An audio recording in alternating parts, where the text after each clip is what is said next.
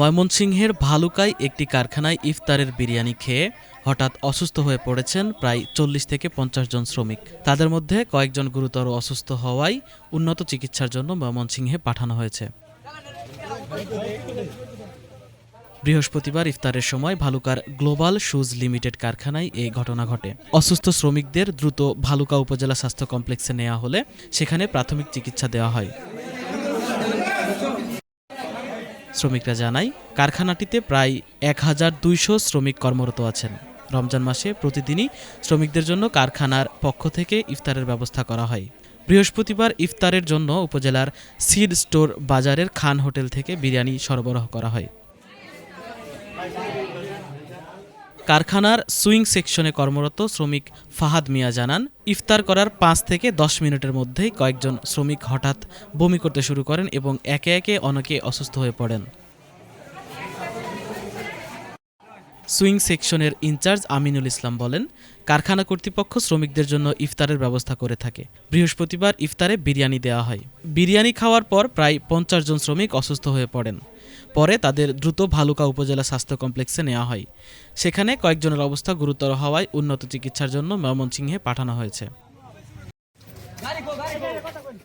ভালুকা উপজেলা স্বাস্থ্য কমপ্লেক্সের medical officer doctor Mehedi Hasan জানান, বিরিয়ানি খাওয়ার পর অজ্ঞাত বিষক্রিয়ায় আক্রান্ত হয়ে কয়েকজন শ্রমিক হাসপাতালে আসেন।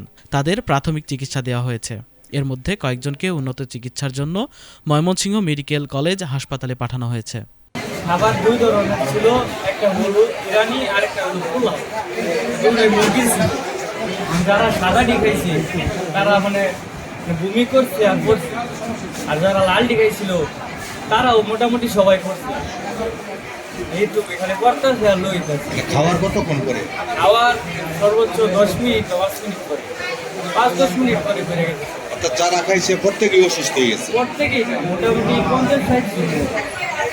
আচ্ছা, এইগুলা নিয়ে দেওয়ার পরে আমরা ওইখান থেকে নিয়ে গেছি আমাদের এডমিন থেকে, যারা ওই দায়িত্বে আছে অফিসে, ওরা এসে নিয়ে গেছে খাবার হোটেল থেকে কিনে নেওয়ার পরে খাবার আমরা বিতরণ করছি, আমাদেরকে দিয়ে দিচ্ছে। বিতরণ করার পরে আমি সহ সবাই আমরা ওই খাবারগুলো খাইছি। খাওয়ার পরে ওখান থেকে যারা সাদা খাবারটা খাইছে মূলত বিশেষ করে ওরাই বেশি অসুস্থ হয়ে পড়ছে। এখন যারা হলুদ খেয়েছে এদের মাঝেও কেউ অসুস্থ হয়ে পড়ছে। আসলে আনুমানিক ধারণা এখন আপাতত খাওয়ার 5 থেকে 7 মিনিটের মধ্যে ধরেন খাবার খাইছে। খাওয়ার পরে খাবারে তো আধা ঘন্টা খাবারটা সাপ্লাই হয়েছে কোথা থেকে? খাবারটা ভালো কাছে সাপ্লাই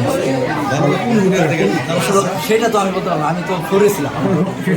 কোনটাকে নিয়েছেন না ফ্যাক্টরি?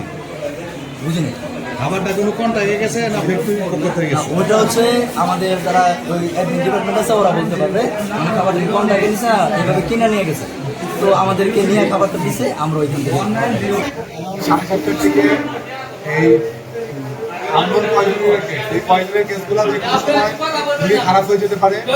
আমাদের কাছে মোটামুটি 30 থেকে 35 জন লোক একসাথে আসছে, যেখানে আমাদের ইমার্জেন্সিতে 3টা বেড আছে। আমরা 3 জনকে এখানে রাখছি, যেহেতু একসাথে সবাইকে সেবা দেওয়া সম্ভব হচ্ছিল না, সবাইকে আমরা অ্যাডমিট না করে উপরে দিয়ে দিয়েছি, যে আগে সবাই তাদের প্রয়োজনীয় চিকিৎসা পায়। আমরা তাদের প্রাথমিক চিকিৎসা সেবা এনশিওর করেছি।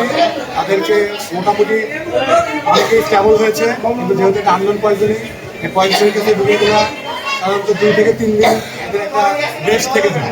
2 থেকে 3 দিনের মধ্যে যে কোনো সময় খারাপ হতে পারে। উপজেলায় যেহেতু আইসিইউ সাপোর্ট আমাদের সম্ভব না, যে কোনো সময় এটা লাগতে পারে। আমরা সবাইকে প্রাথমিক চিকিৎসা দিয়েছি এবং দেওয়ার পরে এখন আমরা তাদেরকে ময়মনসিংহ মেডিকেলে রেফার করেছি। বুঝতে পারছেন? অ্যারাউন্ড আমাদের এখানে 30 রোগী আসছে। এখন আমরা সবাইকে এন্ট্রি করতে পারিনি, কারণ সবাই একসাথে ঢুকে গেছে। আমাদের এন্ট্রি চলছে। আমরা ধরে রাখছি যে অ্যারাউন্ড হচ্ছে 18 জনের মধ্যে এন্ট্রি করা হয়েছে এবং বাকি কয়েকজন চলে গিয়েছে। ওনাদের একজনের প্রতিনিধির সাথে আমার কথা হয়েছে, বলছে যে স্যার এখন তো ইমার্জেন্সির সময় আমি আপনাকে সবার নাম বলতে পারছি না, কিন্তু আপনি আমার নাম্বারটা রাখেন, প্রয়োজন আমি হোয়াটসঅ্যাপে সবার ডিটেলস পাঠিয়ে দিই। কি সমস্যা থেকে এটা যে কোনো, যেহেতু ইফতার করার পরপরই খাবার থেকে হয়েছে, এটা সাধারণত অনেকের দেখলাম যে মুখ দিয়ে লালার সাথে আসছে, অনেক বেশিরভাগ দিকেই পেটে ব্যথা কমপ্লেন নিয়ে আসছে। এদেরকে আননোন পয়জনিং এর চান্সটা বেশি, যে পয়জনটা আসলে আমরা লোকেট করতে পারছি না। এটাই হচ্ছে আপনার নাম আর পদবিটা?